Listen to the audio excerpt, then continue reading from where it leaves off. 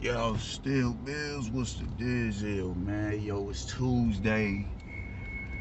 Man, oh man, I need to hit the lottery or they need to come on with these reparations, my nigga. Like, what the fuck?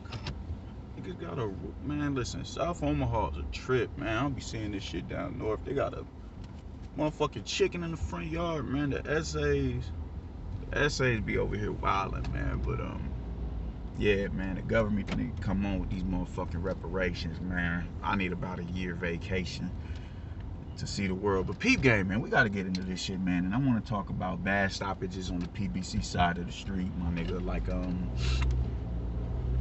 it's getting a tad bit ridiculous. It's getting a tad bit ridiculous. I didn't get to see the fight Sunday. I wanted to. I couldn't watch it Saturday. Saturday I went out. Sunday I literally spent the entire day cleaning, man. My house needed to be cleaned so bad. My wife ripped up the carpet in my daughter's playroom downstairs. And it's been sitting like that for about a month, maybe even 2 or 3 months. So the minute they got that hardwood or that flooring and, you know, laid out in that room, I just spent the entire day cleaning up that dining room because they took all of her toys out of her room and put it in the dining room and put it on the porch. So I had to clean all that up. I got up early Sunday and was doing the damn thing.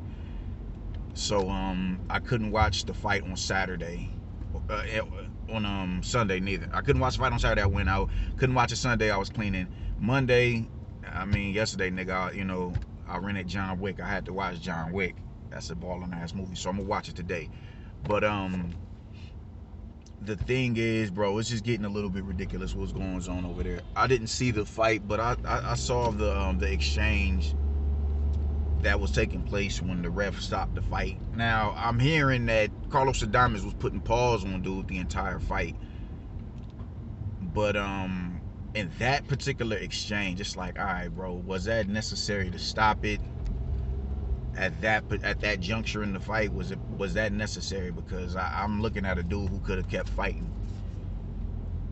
I'm looking at a dude. Now, granted, it is the referee's job to look out for the fighter because the fighter is never going to feel that he or she is out of the fight. I get that. But goddamn, in that instance, when he's firing back, come on. Come on. You know, I don't know what it is. I don't know,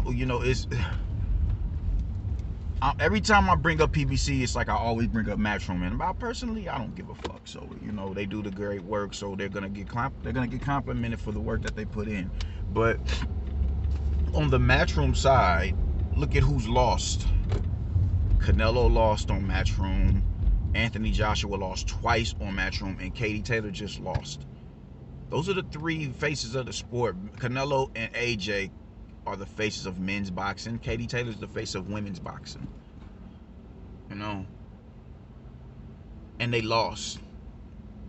When, in any other situation, a promoter's gonna try and cook the books to see to it that they either get a win or a draw.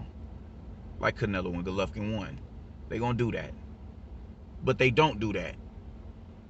And I gotta salute that. I have to salute that.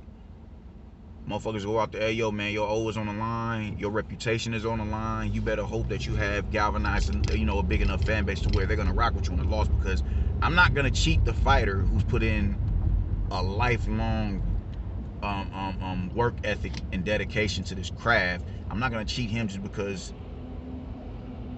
you're bringing me the most money. That's a potential, cash cow right there if they beat you. If they can hone in on that momentum and a win.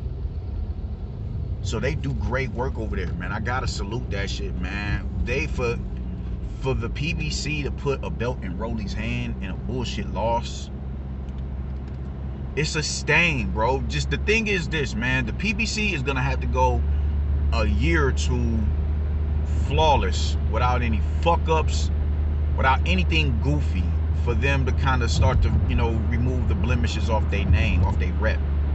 Because even though they killing it this year with the fights that they're making, we're not going to disregard what happened with Rolly. And just like what happened with Julian J. Rock Williams is not going to get disregarded. J. Rock, fundamentally sound, is one of my favorite fighters to watch. That dude is an incredible fighter. He's an incredible fighter. I just think he covers all bases, inside, outside, really good counter punching, really good feet. The dude is the truth, man, as far as being a fundamentally sound fighter. I think he's going to be an incredible coach in the second phase of his career. He's going to be a dude that can fuck around and go down in the books as a Floyd, as a Roger and Floyd Sr. Fuck it, you know what I'm saying? Maybe a Nacho or something like that. I hit the bro back. Or man, you know, at the very least, someone like a Manny Robles or something like that, man. The dude is technically proficient in boxing. He's technically proficient, man. The dude is an incredible fighter. I'll fuck with him. This nigga probably want me to pick him up. The dude is an incredible fighter, man. And you know, I just hate to see people get wooed like that. I hate to see people get, you know, bullshitted. I hate it. So, now do I think that he should be fighting at 160, considering the fact that he's been brutally stopped at 154 twice? No, I don't. I don't think he should be fighting at 160. I don't. But he went up there, you know, fought his heart out, and I just think, off of what I saw in that fight, in the highlights, that I just think that it was a premature stoppage, and I think it's really unfair that he has to be subject to that. They can't keep doing this shit, and this makes me nervous for Bud versus Spence.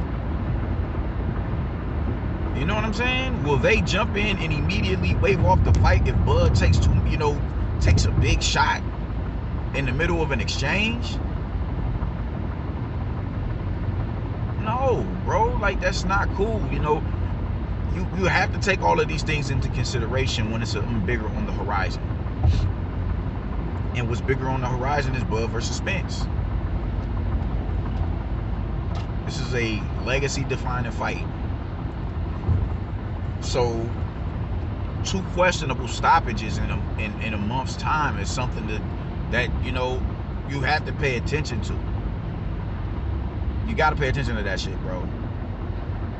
Even with Canelo, if Canelo eats a shot from fucking Jamal Charlo or David Benavidez, he sits in front of a flurry a little too long or whatever, and even if he's catching all the shots and he's firing back, they're just missing.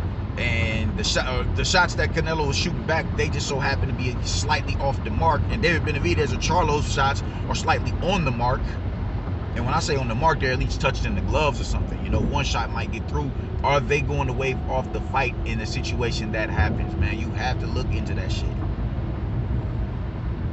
Because I'm looking at that like, yo, that shit is wild, bro. How y'all going to do that shit to that man?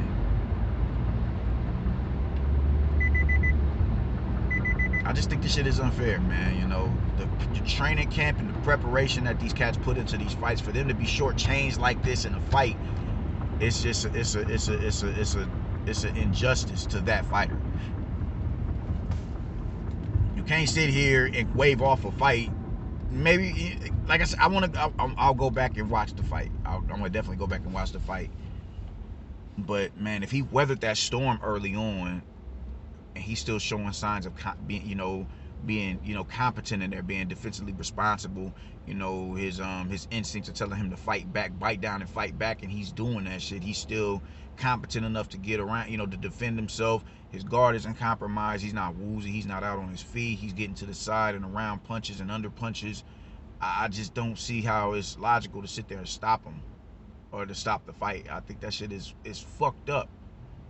It's fucked up. Zab felt some type of way when he got stopped by Costa. Unless it's something of that magnitude, then goddamn.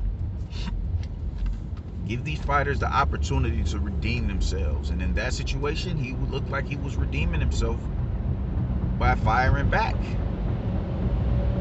And the ref just jumped in there and stopped it, man. That shit is fucked up. I don't like it, man. Stop shortchanging these fighters. I don't think they should be going out on their shield. Because there's certain things you're not gonna see, you know, neurologically. There's certain things you're not gonna catch in the ring. So I get a ref being like, nah, man, I can't have that shit on my conscience, man. I think Buddy McGurk in particular is a dude who's kind of, you know, he's a little bit quicker to pull the trick, you know, to pull the plug now because of he was I forget what fighter it was that died under his tutelage, man. But I think that shit bothers him. So I get it, these coaches and these referees, they have a job to do as well, and it gets hard in there, man. But you may not. I look at G-Man McCullum. You know what I'm saying? That right there. All right, yeah, we're seeing. Yeah, nah, this fight must be stopped. Or Pritchard Cologne. That you can visibly see. Nah, man, this shit has to get waved off right now for this dude's health. But if what we saw from J-Rock last week, I'm not so sure about that, bro. But like I said, I want to go and watch the fight in totality before I make up my mind 100% whether the ref was right or wrong in that stoppage. But off of what I saw in that clip, that was some bullshit. And if I'm wrong, I'll gladly come back on here and say, nah, man, I was burnt the fuck out, man. Ref, he did what he was supposed to do. He was right to pull the plug. So yeah, man, that's pretty much how the fuck I'm feeling about it, man. I'm about to go in here and knock this day out. Deuces.